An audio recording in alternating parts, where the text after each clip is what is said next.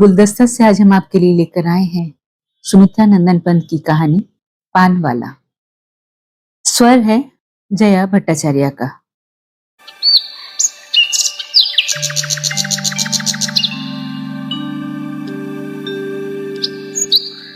ये पान वाला और कोई नहीं, हमारा चिर परिचित पीताम्बर है। बचपन से उसे वैसा ही देखते आए हैं। हम छोटे लड़के थे, स्थानीय हाई स्कूल में चौथे पांचवें क्लास में पढ़ते थे। मकान की गली पार करने पर सड़क पर पहुंचते ही जो सबसे पहली दुकान मिलती वो पीताम्बर की। हम कई लड़के रहते, मास्टरों से लुक छिपकर वहां पान का बीड़ा खाते। कुछ दुकान के अंदर अलमारी की आड़ में खड़े खड़े सिगरेट बीड़ी की दो चार कश लेते। पर मुख्य आकर्षण की सामग्री पीताम्बर की दुकान में आलू और मिठाइयां रहती। कभी कभी वो स्कूल से लौटने तक हम लोगों के लिए औटाए हुए दूध में केले मिलाकर रखता, कभी रबड़ी बना देता। स्कूल से लौटने पर थका मांदा, भूख से व्याकुल हम लोगों का दल टिड्डियों की तरह पीताम्बर की दुकान पर टूट पड़ता। कोई मिठाई और कोई रायता खाता, कोई कचालू, मटर, दूध, केला, रबड़ी इत्यादि। पान खाना, बीड़ी सिगरेट फूंक लेना भी किसी किसी के लिए आवश्यक हो जाता था। घर में हमारी उम्र के लड़कों को ये नियामतें कहाँ नसीब हो सकती। पीताम्बर हमें हंसाता, बहलाता, खुद हंसता, परिहास करता और थोड़ी बहुत छेड़खानी करने एवं ताना मारने में भी न चूकता। हम में से सभी को घर से पैसे तो मिलते न थे। हम उधार खाते और पीताम्बर को भी खिलाते। वो हम लोगों का दोस्त था, वो सभी का दोस्त था। छोटे बड़े, बच्चे बूढ़े, सभी से वो परिहास करता, उन पर मीठी फप्तियां कसता और सबको खुश रखता। पीताम्बर तब किस उम्र का था, अब किस उम्र का है, ये बात हम तब भी नहीं जानते थे, अब भी नहीं जानते। उससे पूछने का किसी को साहस भी हो, वो तो सबको हंसी में उड़ा देता है। ऐसी खरी खोटी सुनाता, ऐसे ताने और व्यंग बाण मारता है कि अपने व्यक्तित्व को, निजी याद को पास ही नहीं फटकने देता। लोग हंसकर, घिघियाकर, खिसियाकर, कुढ़कर चुप हो जाते हैं। दूसरे ही क्षण वो उन्हें फिर खुश कर लेता है। वो कैसा ही आत्माभिमानी हो, परंतु ये कभी नहीं भूलता कि उन्हीं लोगों से उसकी गुजर चलती है। लेकिन पीताम्बर को हो क्या गया? तब से 20 साल बीत गए। हम में से बहुतों की शादियां और बाल बच्चे भी हो गए। भिन्न लोग कॉलेज की डिग्रियां लेकर बड़े बड़े ओहदों पर पहुंच गए, भारी भारी वेतन पाने लगे। कईयों ने कोठियां खड़ी कर दी, मोटर गाड़ियां खरीद ली। पर पीताम्बर पीताम्बर वैसा ही रह गया है। तब कौन जानता था कि हमारे लिए विधाता ने भविष्य बनाया है। पीताम्बर के वास्ते भविष्य सी वस्तु का आविष्कार नहीं हुआ है, अथवा वो भूत, भविष्य और वर्तमान से है। सावन सूखा न भादो हरा, अर्थ लिए तो उसकी दुकान अपवाद थी ही। क्या प्रकृति के नियमों ने भी उसके लिए बदलना छोड़ दिया है? किसी तरह का भी तो बदलाव उसमें इन 20 सालों में नहीं आया। लेश मात्र नहीं, चिन्ह तक नहीं। वही आकृति, वही प्रकृति, वही कद, वही आदतें और वही दुकान। किसी में भी उन्नति अवनति के कोई लक्षण नहीं। अब वो आलू और मिठाई नहीं रखता, तो इसलिए कि मोहल्ले में अब वैसे चटोर खाने के शौकीन लड़के ही नहीं रह गए। लेकिन पान, सुपारी, सिगरेट, बीड़ी अब भी उसी प्रकार उन्हीं जगहों पर दुकान में रखे हैं। चूने कत्थे के बर्तन भी वही पुराने पहचाने हुए हैं। चूने की लकड़ी घिस घिस कर पतली पड़ गई है। कत्थे की पपड़ी जम जाने से और मोटी हो गई है। दुकान के बीचों बीच वही पुराना लैंप टंगा है, जो उसके किसी मित्र की इनायत है। चिमनी के ऊपर का भाग टीन की पत्ती का बना हुआ है। सामने एक मंझोले आकार का शीशा लगा है, जिसके पारे में धब्बे और चकत्तियां पड़ जाने के कारण कांच के पीछे से बीच में द्रौपदी का तिरछा रंगीन चित्र चिपका दिया गया है। अंदर के कमरे में मूंज की एक चारपाई और बिस्तरा, खूंटी पर टंगा कोट, सिगरेट दियासलाई के खाली डिब्बे, एक लोहे की अंगीठी और कुछ चाय का सामान रहता है। बाहर वही पुराना काठ का बेंच पड़ा है, जिस पर सुबह, शाम, दोपहर हर वक्त दो चार दोस्त लोग बैठे गपशप करते, एक दूसरे की खिल्ली उड़ाते और शहर भर की बुराइयों एवं खराबियों की चर्चा करते हैं। उस बेंच से नित्य नई अफवाहों का आविष्कार एवं प्रचार होता। न जाने कितनी स्त्रियों की कलंक कथाएं, युवकों रसिकों की लीलाएं, भाग्यों के बनने बिगड़ने के खेल, जन्म मृत्यु के समाचार, गांव शहर देश एवं विश्व के इतिहास का प्रवाह आने जाने वालों के मुखों से मिश्रित हो पीताम्बर के कर्ण कुहरों में जानवी की तरह समा गया। उसका क्या पता, क्या पार, वही उसका मानसिक भोजन है जो उसकी अस्थि रक्त मज्जा मांस बन गया है। अपने लड़कपन के मित्रों के साथ उसकी एक तस्वीर है जो दुकान में गद्दी के ऊपर लटकी रहती है। कोई भी उस चित्र को, गोल सुडौल भरे मुख को, अंगों की गठन बनाव श्रृंगार को देखकर ये नहीं विश्वास करेगा कि ये यही पीताम्बर है। वो ये पीताम्बर है भी नहीं। वो 16-17 साल का, यूनिफॉर्म पहने, हाथ में हॉकी की स्टिक लेकर अकड़ कर कुर्सी पर बैठा अमीरों और रईसों का अमीर दिल मित्र, इस तंग दिल कोठरी में बैठा हुआ गरीब पनवारी कैसे हो। उसकी गोल चमकदार आंखों में गर्व और चालाकी भरी है। दृष्टि गरिमा बाहर को फूट रही है। इसकी आंखें धसी हुई, लाल क्षणों से भरी, छिलका निकाल देने पर पिचकी हुई लीची की तरह गंदली, करुणा शोभ प्रतिहिंसा बरसा रही है। उनके कोनों में कौओं के पंजे बन गए हैं।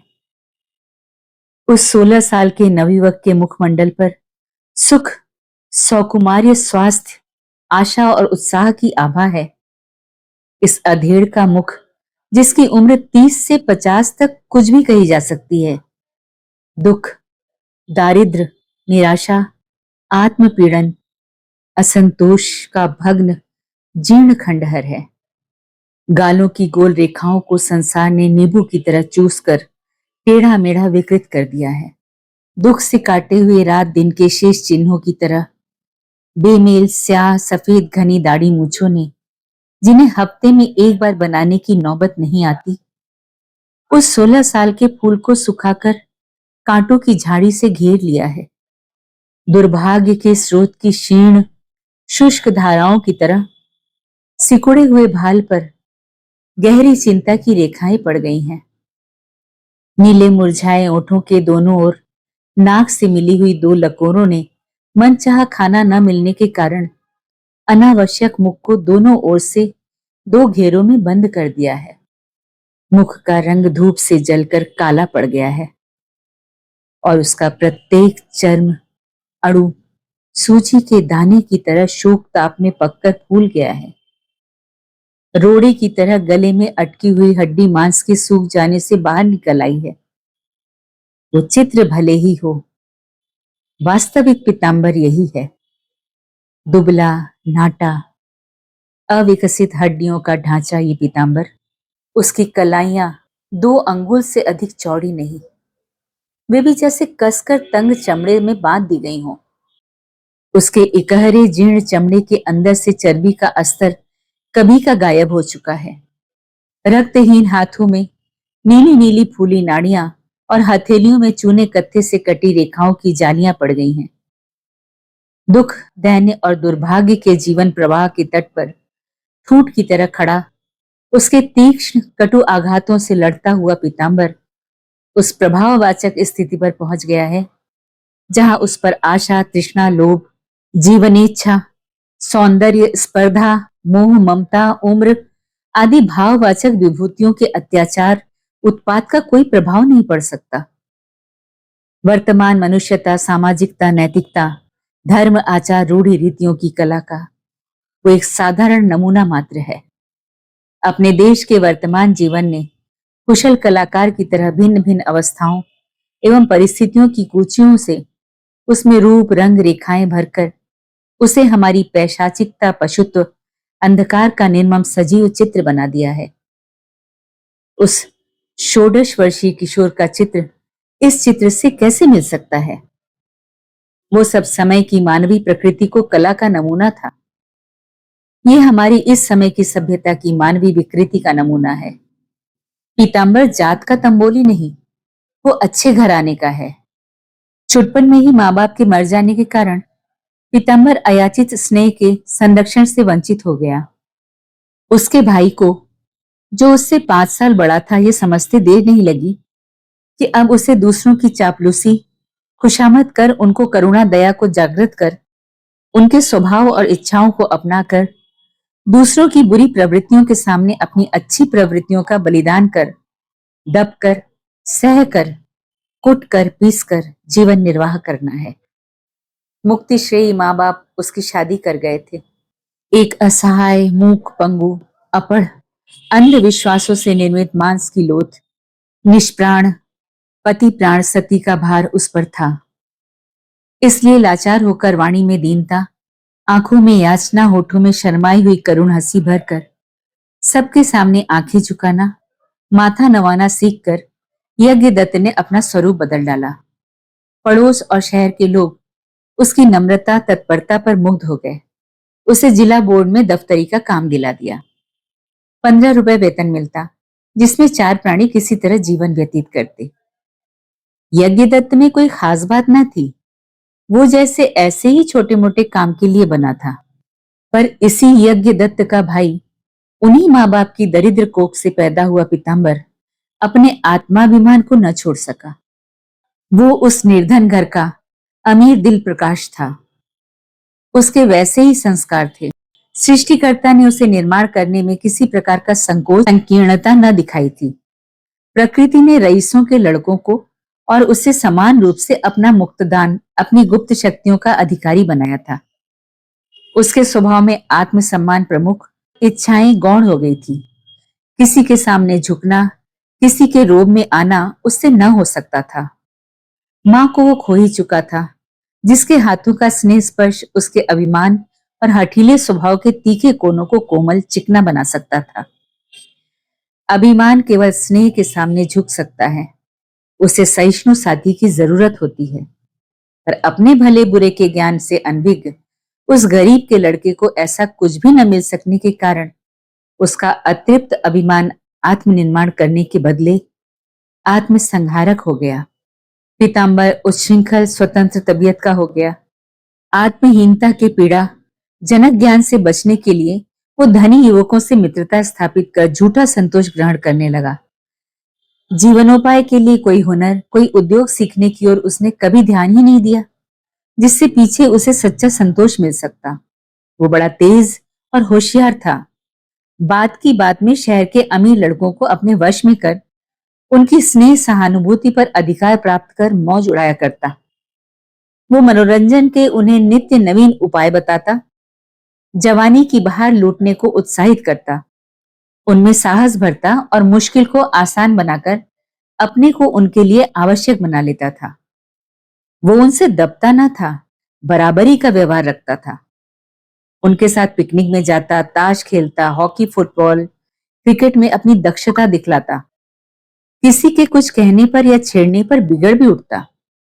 यदि वो वैसा उद्दंड, स्वतंत्र एवं आत्माभिमानी न होता और अपने मित्रों की जरा भी खुशामद कर सकता, तो आज वो फटेहाल न होता। अमीरजादों के साथ ऐश आराम में रहना सीखकर शीघ्र ही वो जीवन संग्राम की कठिनाइयों को झेलने और कठोर परिश्रम कर सकने में अक्षम साबित हो गया। जवानी का खुमार उतरने और होश आने पर उसने अपने को मोर के पर लगाए हुए कौवे की तरह और भी दयनीय, कुरूप एवं निकम्मा पाया। अपने भाई की गरीब गृहस्थी से, पास पड़ोस से, शहर से और खुद अपने से उसे घृणा होने लगी। वो और भी चिड़चिड़ा, दुराग्रही, हठी, निंदक, आत्मघातक और परद्रोही हो गया। उसके धनी मित्रों ने भी, जिनके साथ रहकर उसे अनेक प्रकार की कुटेवें और बुरी आदतें पड़ गई थी, उसकी ऐसी दशा देखकर उसका साथ छोड़ दिया। वो न घर का रह गया न घाट का। चाय, पान, सिगरेट के लिए, सुस्वादु भोजन के लिए अब उसका जी तरसने लगा। सिनेमा, थिएटर उसे और भी जोर से अपनी ओर खींचने लगे। लाचार हो, अपने से तंग आकर उसने अपने गरीब भाई की जेब पर हाथ साफ करना शुरू किया। भाई उससे पहले से ही रुष्ट था।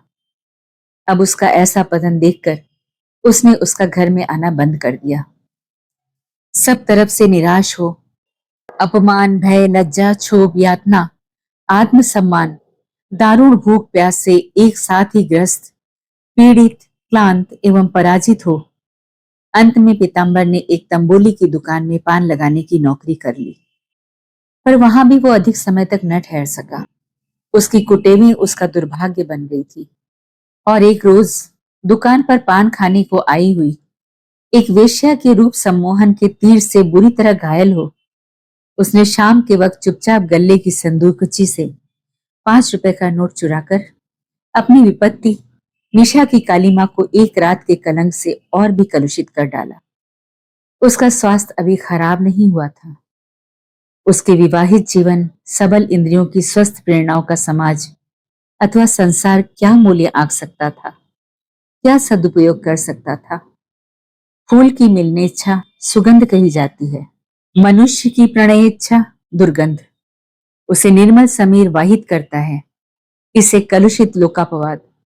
नर पुष्प के वीर्य का गीत गाता हुआ भौरा नृत्य करता हुआ मलयानिल स्त्री पुरुष के गर्भ में पहुंच आता है।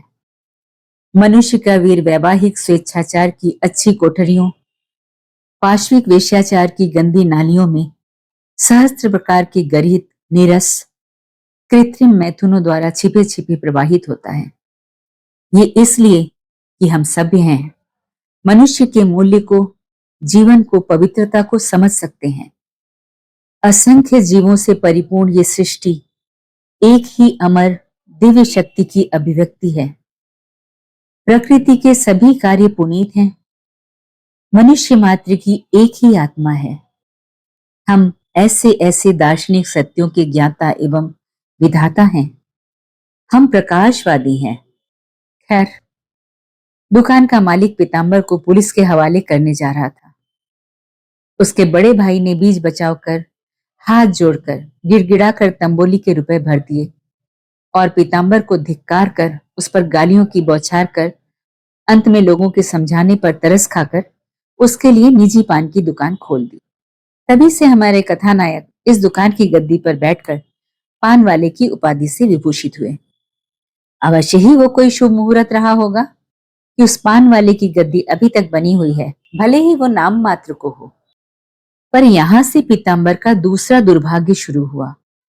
वो क्रियाशील निरंकुश पीताम्बर अब विचारशील और गंभीर हो गया। उसका रुद्ध आत्माभिमान कुंठित हो गया। वो निर्जीव, निर्बलात्मा, निश्चेष्ट, अस्थि मांस का पुतला मात्र रह गया। उसने यथाशक्ति अपने स्वभाव और प्रवृत्तियों के अनुसार अपने परिस्थितियों के संसार से लड़ने, जीवन संग्राम में विजय पाने का प्रयत्न किया था, पर वो निष्फल हुआ। संसार ने ही अंत में उस पर विजय पाई। क्या वो निर्धन युवक किसी भाग्य दोष से या अपने दोष से निरंकुश, उच्छृंखल अथवा आत्माभिमानी था? क्या गरीब के लड़के में ऐसे गुण शोभा नहीं देते? नहीं नहीं, वो सुंदर, स्वस्थ, सशक्त, सचेष्ट, आत्मसम्मान से पूर्ण युवक गरीब का लड़का कैसे हो सकता था? जब प्रकृति ने अपने सब विभवों से संवार कर उसे धनी मानी बनाया था, वो युवक अपना सौंदर्य पहचानता था। अपने सुंदर स्वस्थ शरीर के प्रभाव से वो अनजान न था। युवावस्था की प्रवृत्तियों ने उसके मन चक्षुओं के सामने सौंदर्य का स्वर्ग, आशा आकांक्षाओं का इंद्रजाल उछाल दिया था। अपने और संसार के प्रति जो एक प्रगाढ़ अनुरक्ति एवं उपभोग की सामर्थ्य पैदा कर दी थी, उसकी अमंद मादकता से, प्रबल आकर्षण से वो कैसे आत्मविस्मित न होता। बाह्य जगत के जीवन संघर्ष का आघात लगते ही उसकी सहज प्रेरणा उसके अंदर एक आत्मविश्वास पैदा करती रहती थी कि उसके अभिमान का, उसके अस्तित्व का मूल्य आंकने वाला कोई मिलेगा, कोई अवश्य मिलेगा, जो उसकी समस्त आशा आकांक्षाओं के लिए, प्रवृत्तियों की चेष्टाओं के लिए मार्ग खोल देगा। उनके सौंदर्य से वशीभूत होकर उन्हें चरितार्थ कर देगा, तृप्त कर देगा। प्रत्येक युवक के भीतर स्वभावतः यह स्फुरना जन्म पाती है, पर इस आत्मसंतोष के लिए धनी युवकों के पास जाना पीताम्बर की अनुभव शून्यता एवं भ्रम था। वे इस काम के लिए उससे भी निर्धन थे। ये काम किसी एक व्यक्ति के करने का था भी नहीं। इसका संचालक या संपादक हो सकता है, हमारा सुव्यवस्थित सामाजिक या सामूहिक व्यक्तित्व सामाजिक एकता, सामाजिक सुव्यवस्था एवं समुन्नति व्यक्ति का विशद व्यक्तित्व है, जिसकी छत्र छाया में वो आत्मोन्नति कर सकता है, आत्म तृप्ति पा सकता है। समाज व्यक्ति की सीमा का सापेक्ष निसीम है। वो बूंदों की सम्मिलित शक्ति का समुद्र है, जिसमें मिलकर प्रत्येक बूंद एकत्रित ऐश्वर्य का उपभोग कर सकता है। पर अपने देश में वो सामूहिक आधार है ही नहीं, जिसकी विशद भूमि पर व्यक्ति निर्भीक रूप से खड़ा होकर आगे बढ़ सके। हम सब अनाथ यतीम हैं। हमारा देश एक महान सभ्यता का विशाल भग्नावशेष है। हमारे यहाँ प्रत्येक व्यक्ति एक व्यक्ति मात्र, मांसपिंड मात्र है। वो कुलीन हो, अकुलीन हो, धनी हो या निर्धन, वो समाज नहीं है, वो देश नहीं है। उसके पीछे इन सब का सम्मिलित बल काम नहीं करता। वो निराधार है, वो शूद्र है। हम केवल व्यक्तिगत उन्नति, व्यक्तिगत सम्मान, व्यक्तिगत शक्ति को ही समझ सकते हैं, उसी का उपभोग भी करते हैं। अपने सामाजिक व्यक्तित्व का सम्मान, उसकी शक्ति एवं उन्नति का महत्व अभी हमें मालूम नहीं हो पाया। इसीलिए हम कच्चे सूत की लच्छी के उन उलझे और बिखरे तागों की तरह हैं, जो अपनी एकता से बनने वाली रस्सी के बल से अपरिचित हैं। फलतः इस विशाल पृथ्वी पर जटिल जीवन संग्राम की कठिनाइयों का सामना हमें से प्रत्येक को केवल अपने बल पर करना पड़ता है। अर्थात प्रत्येक तिनके को बाढ़ का सामना पृथक पृथक रूप से करना पड़ता है। व्यक्ति के लिए देश के व्यक्तित्व का, मनुष्य के लिए व्यक्ति के व्यक्तित्व का अभाव होने के कारण प्रत्येक व्यक्ति के शक्ति की इकाई केवल व्यक्ति ही रह जाता है और उसके लिए बाह्य जगत के जीवन संग्राम के घात प्रतिघात, उत्थान पतनों को सहना कठिन ही नहीं, असंभव हो जाता है।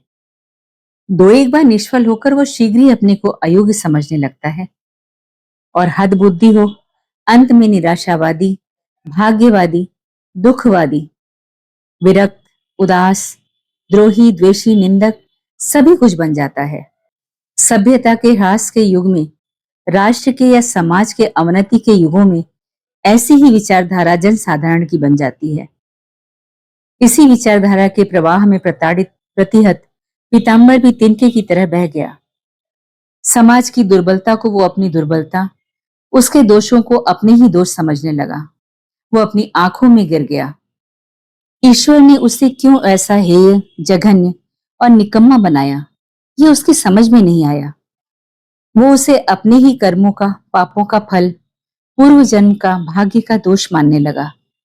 अपने चारों ओर व्याप्त वातावरण में उसे ऐसे ही विचार और भावनाएं मिली जो उसके भीतर भी जड़ जमा गई। उसे अपने से घृणा, अच्छाई से घृणा, जीवन, संसार सबसे विरक्ति हो गई। वो अपने अंतर की जीवनोत्पादक प्रेरणाओं, अभिलाषाओं, आशाओं, रुचियों को बलपूर्वक दबाने लगा। मन ही मन जीवन इच्छा के लिए आत्मा का तिरस्कार करने लगा। ये जीवन माया है, संसार भ्रम है, इच्छाओं का अंत दुख है। जीवन, संसार, आत्म उन्नति सब कुछ दुखमय है। ये सब निर्मम भाग्य का छल है। ऐसी ही बातों में उसका विश्वास बढ़ने लगा। उसके भीतर कार्य में प्रवृत्त करने वाली स्फुरना निश्चेष्ट पड़ गई। मन की सब स्फूर्ति सदैव के लिए जाती रही। उसने अपने से भी गए बीतों दुर्भाग्य पीड़ितों को देखना, उन पर सोचना प्रारंभ किया। ऐसे विचारों से उसे सांत्वना मिलने लगी और उसका विश्वास जीवन और संसार की निस्सारता पर बढ़ने लगा। व्यक्ति के जिस शुद्ध रूप को उसने जीवन और संसार का स्वरूप समझ लिया था, वो अवश्य ही निस्सार एवं दुखप्रद है। व्यक्ति के विशद रूप का, उसके सामाजिक, दैशिक, विश्व व्यक्तित्व का चिरंतन स्वरूप उसे अपने यहाँ कहीं देखने को नहीं मिला। जीवन की समग्रता से कटकर वो अलग हो गया और पेड़ की डाली से विच्छिन्न पुष्प की तरह मुरझाने और सूखने लगा। किसी को सुंदर स्वस्थ संसार में रत, आशा, सदिच्छा, सदाशयता में तत्पर देखकर उसके भीतर से एक विद्रूप हंसी निकलने लगी। वो सबका उपहास करने लगा। सभी पर ताने कसना, व्यंग बौछार करना उसका स्वभाव ही बन गया। उसका समस्त विश्वास भाव के विश्व से उठ गया। अभाव का विश्व कठोर है, सही, पर वही सत्य है। सुख, सफलता, संपत्ति का स्वप्न देखना अज्ञान है। अब वो मनुष्यों की खोट, उनकी बुराइयों को खोजने लगा। जो कोई सुखी, संपत्तिशाली दिखता, समाज जिसे आदर सम्मान देता, उसमें भी दो चार दोष निकालकर वो अपने मन को संतोष देने लगा। उसके पड़ोस में उसके किसी संबंधी ने एक विशाल 2 मंजिला कोठी खड़ी कर दी थी। वो आधुनिक ढंग की, बड़ी ही सुंदर, उस गरीब बस्ती में अपना गर्वोन्नत मस्तक उठाए थी। पर पीताम्बर ने वो सड़क के किनारे है, उसमें पर्दा नहीं है, उसके मालिक ने मजदूरों की तनख्वाह काटी, इत्यादि उसमें कई दोष निकाल दिए। वो जब मकान जाता, उस कोठी की ओर कभी नहीं देखता, पहले से ही आंखें फेर लेता। हम कभी से इस अभाव सत्य सत्य पर विश्वास करते चले आ रहे हैं। ऐसा करने से हम सक्रिय जीवन के घात प्रतिघात, उसकी स्वास्थ्यवर्धक स्पर्धाओं का सामना करने से बच जाते हैं। हम अपने विशद व्यक्तित्व के उज्जवल परिणामों से अनभिज्ञ होने के कारण क्षुद्र व्यक्तित्व को अपनाए हुए हैं। अपने को सर्वस्व न बना सकने के कारण हम शून्यवत हो गए हैं।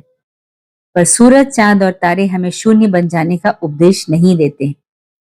नीला आकाश, हरी धरती, इठलाती वायु, रंग बिरंगे फूल, गाते हुए पक्षी, दौड़ती हुई लहरें हमें दूसरा ही संदेश देते, दूसरे ही सत्य का दर्शन कराते हैं।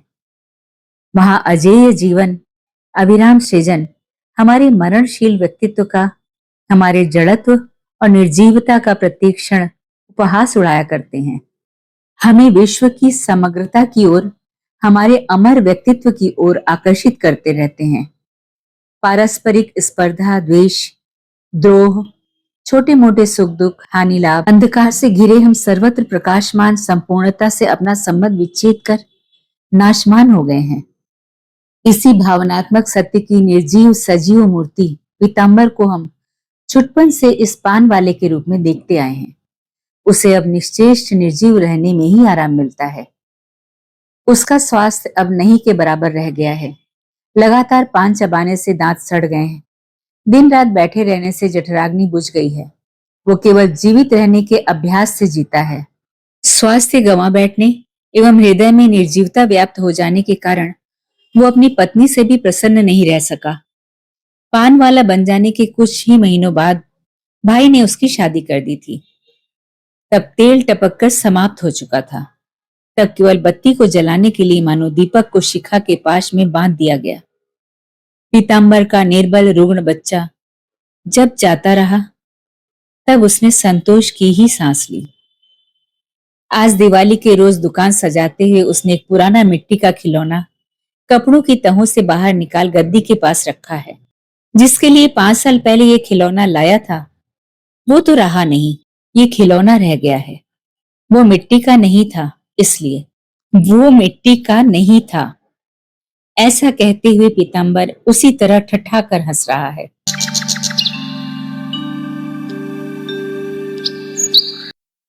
अभी आप सुन रहे थे सुमित्रा नंदन पंत की कहानी पान वाला। वाचिका थी जया भट्टाचार्य।